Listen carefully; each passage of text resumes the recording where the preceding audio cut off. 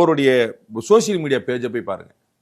BJP காரியகர்த்தா அப்படிங்கிற வார்த்தை போட்டு அப்படின்னா என்னெல்லாம் உங்களுக்கு தெரியாது. தெரியும் சார், தெரியாது உங்களுக்கு. அதான் ஏன்னா நீங்க வந்து மத்த காரியகர்த்தா பிரச்சாரக் இந்த வார்த்தையெல்லாம் அதோடைய அர்த்தம் எனக்கு தெரியும் சார். இதெல்லாம் திமுகலையும் அதிமுகலையும் செயல் வீரர் கூட்டம் ஒண்ணு போடுவாங்க. அது இல்ல, இது அதுதான் நான் உங்களுக்கு சொல்ல வரேன். அதுதான் உங்களுக்கு சொல்றேன்.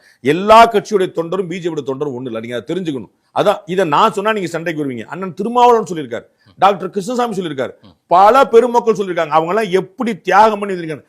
பதவிகளை எதிர்பார்த்தவங்க வருகிறவர்கள் இல்ல, புரியுங்களா? 75 வயசுல வந்து கவர்னர் போஸ்ட் கிடைக்குது இல கணேசனுக்கு, சரிங்களா? அவர் 75 வயசுல கவர்னர் ஆக்குவாங்கன்னு சொல்லிட்டு 1975 எமர்ஜென்சி எடுத்து போராடல, சரிங்களா? அவர்கள் சித்தாந்த ரீதியாக நிற்கிறார். அப்படித்தான் எல்லாருமே.